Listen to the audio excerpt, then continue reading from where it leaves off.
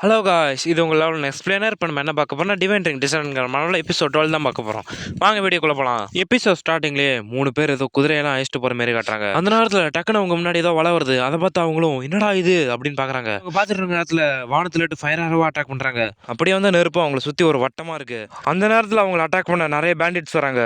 அவங்கள பார்த்து அந்த லீடரும் நீங்களாம் யாரா இங்கே என்னடா பண்ணிட்டு இருக்கீங்க அப்படின்னு கத்துறான். இந்த மாதிரி இருந்தவனும் நாங்கள் உங்கள் குதிரையை திருட வந்த திருடர்கள்டா அப்படிங்கிறான். போய் அட்டாக் பண்ணுங்கடா அப்படின்னு அந்த பேண்டிட் கத்துறான். அதுக்கு அந்த லீடரும் முட்டாள்களா உங்களுக்கு பயமாவே இல்லையா, நாங்க யார் தெரியுமா, நாங்க தான் பேண்ட் ஸ்குவாட். அதுல ஒருத்தனும் இதை வாங்கிக்கடா அப்படின்னு ஜம்ப் பண்ணி அட்டாக் பண்ண வரான். அந்த அட்டாக் அந்த கத்தி வச்சு தடுத்துக்கிட்டு இந்த ரென் ஸ்குவாட் நான்குன் ஃபேமிலியோட சேர்ந்தது உங்களுக்கு தெரியுமா. அதுக்கு மற்றவங்களும் சிரிச்சுக்கிட்டு இது எந்த ஏரியான்னு ஒன்று தெரியாதுல அப்படிங்கிறானோ. அப்ப நீங்க எல்லாம் தெரிஞ்சுதானே பண்றீங்க அப்படின்னு சொல்ற நேரத்துல ஈட்டியை வச்சு அவன் உடம்புலயே குத்தி நல்லா உள்ளாரிக்கிறானோ. அதில் அவன் செத்துறான். அவனை பார்த்து குத்துனவங்களும் முட்டாள், இவன் நம்மள்ட்ட வந்து சாவணும் தலைவிதிப்பாரு அப்படிங்கிறானோ. அந்த நேரத்துல அந்த லீடரும் இவங்கன்னு நான்குன் ஃபேமிலியை தொட வைக்காதுன்னு நினைச்சிட்டு இருக்காங்களா.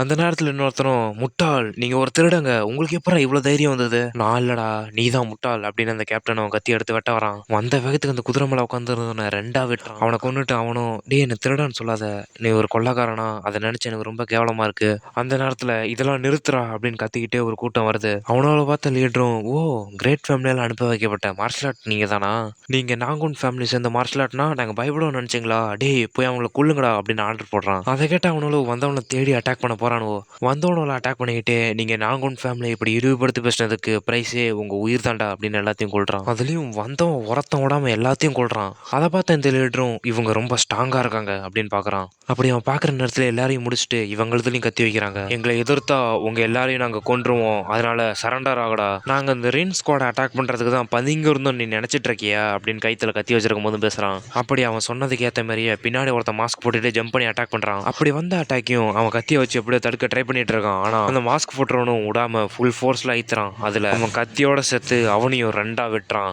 அப்படி வெட்டிட்டு இருக்கும் போதே என்ன ஸ்ட்ராங்கான ஸ்வாட் அப்படின்னுட்டு அவன் ரெண்டா சாவறான். அப்படி வெட்டினதுல அவன் மட்டும் இல்லாம அவன் குதிரையும் கீழே விழுது. அதை பார்த்து இவன் கூட வந்த 2 பேரும் பயங்கரமா ஷாக் ஆகணும், எப்படா இது நடந்ததுன்னு. அப்புறம் அந்த மாஸ்க் போட்டுறவனை பார்த்து இவன் ஒன்னும் திருடனா இருக்க வாய்ப்பே இல்லை, இவன் ரொம்ப ஸ்ட்ராங்கான மார்ஷல் ஆர்ட்டா தான் இருப்பான் அப்படின்னு யோசிச்சுட்டு 2 பேரும் இவன் அட்டாக் பண்ணணும் அப்படின்னு கத்திக்கிட்டு அட்டாக் பண்ண வரானுவோ. அப்படி சொல்லிட்டு அவனும் விரிகுண்டு அட்டாக் பண்ண வரானுவோ. இவன் என்னதான் பண்றான்னு பார்க்கும் அப்படின்னு நிக்கிறான். அவங்க பண்ண அட்டாக் லேட்லாம் அசால்ட்டா அவன் தப்பிச்சிடறான். அப்படி அதில் தப்பிக்கிற நேரத்திலேயே அவங்கள சேர்த்து அட்டாக் பண்றான். அப்படி அட்டாக் பண்ணி முடிச்சுட்டு அவங்க 2 பேத்துக்கும் பின்னாடி வந்து நிக்கிறான். அப்படி அவன் அட்டாக் பண்ணதுல அவங்க 2 பேர்த்து தலையும் ரெண்டா வெட்டி கீழே விழுவுது. அதை பார்த்த இன்னொருத்தனும் இது எப்படி நடக்கும், ஒரு கிரேட் ஃபேமிலியோட மார்ஷல் ஆர்ட்டையே ஒரு செகண்ட்ல கொண்டுட்டான். அந்த நேரத்துல மீதம் இருந்த பேண்டிட்லாம் இவனை அட்டாக் பண்ண வராங்க. அந்த சீன் அதோட கட் பண்ணி ஸ்டாப் பண்ணுங்கடா அப்படின்னு அடி வாங்குற சத்தம் தான் கேக்குது. அந்த லீடர் அந்த மாஸ்க் போட்டுட்டு வந்து கிரேட் மாஸ்டர்ட்டு இருந்து இது எதிர்பார்த்தது தான் அப்படின்ட்டு வரான். உங்க ஸ்கில்லை பார்க்க எனக்கு ரொம்ப ஆச்சரியமா இருக்கு, நாங்குன் ஃபேமிலி சேர்ந்த எலக்டியே இப்படி ஒரே செகண்ட்ல கொண்டுட்டீங்க. அதுக்கு அவனும் இதுதான் உண்மையான நாங்குன் ஃபேமிலி எலக்டரோட லெவலா இருந்தா இது எனக்கு ரொம்ப ஏமாற்றமா இருக்கு, சரி நான் போறேன், இதெல்லாம் க்ளீன் பண்ணிடுங்க அப்படின்ட்டு அவன் கிளம்புறான். அதுக்கு இவனும் சரி நாங்கள் இதெல்லாம் பார்த்துக்குறோம், எங்கள்கிட்ட விட்டுருங்க அப்படிங்கிறான். அப்படி சொன்னவனும் இவங்களை திரும்பி பார்த்து குதிரையெல்லாம் பிடிங்கிக்கிட்டு அவங்கள கொளுத்துங்கடா அப்படின்னு கத்துறான். அங்க கேட்டு ஒரு காக்கா பறந்து போறதா காட்டுறாங்க. அந்த காக்கா எங்க போகுதுன்னா ஹீரோ ஒரு கால அவங்க வீட்டை பார்த்து தான் பறந்து வருது. அங்க ஹீரோ பார்த்தா எல்லாத்தையும் கத்திக்கிட்டு என்னடா காமெடி பண்ணிட்டு இருக்கீங்களா, நீங்க எப்படியே பொறுமையா பண்ண நீங்க 1000 முறை பண்ண போறீங்க அப்படின்னு எல்லாத்தையும் மிரட்டிட்டு இருக்கான். அவனும் மூச்சு வாங்கிக்கிட்டு முடியாம அந்த பந்தை தூக்கி போட்டுட்டு இருக்கானுவோ.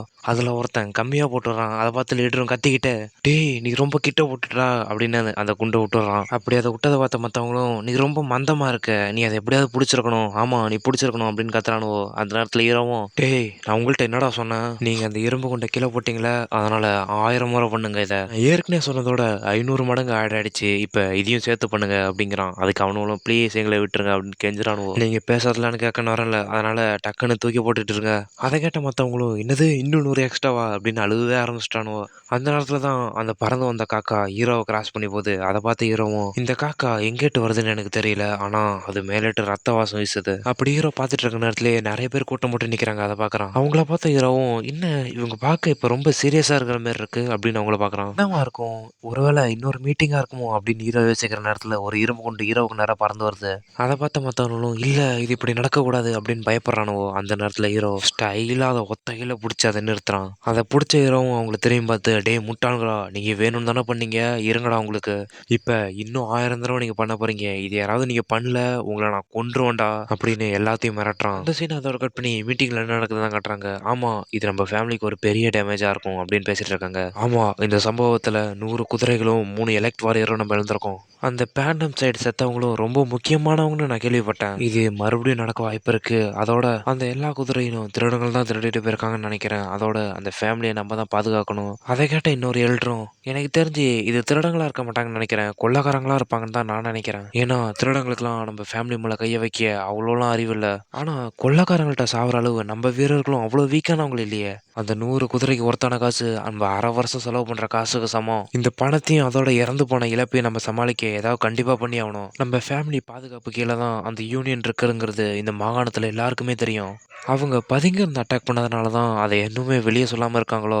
எனக்கு தெரிஞ்சு இங்க நடக்கிற பிரச்சனையெல்லாம் நம்ம ஏதாவது எலக்ட் அனுப்பி தான் இந்த பிரச்சனையை முடிக்கணும்னு நினைக்கிறேன் அப்படிங்கிறான் ஹீரோ அவங்க அப்பா. அதுக்கு மற்றவங்களும் ஆமா இதை நான் ஒத்துக்கிறேன் அப்படிங்கிறானு. அந்த பேண்டிட்டை பிடிக்கிறது மூலயமா நம்மளுக்கு காசும் நல்ல பேரும் கிடைக்கும். ஆனா அங்க யாரை இப்ப அனுப்பி வைக்கிறது? சரி, இப்போதைக்கு அனுப்பி வைக்க ஏதாவது எலக்ட் சோல்ஜர் இருக்காங்களா? இல்ல எங்கள்கிட்ட இருக்க சோல்ஜர்லாம் சென்ட்ரல் சிட்டிக்கும் அவுட்டர்ல தான் இருக்காங்க. ஆனா ஸ்ட்ராங்கா இல்லாதவங்களை அனுப்பி அதுவே ஒரு பிரச்சனையா வந்து நின்னாலும் கூட நம்மளுக்கு அது இன்னும் பெரிய பிரச்சனையா தான் வரும்.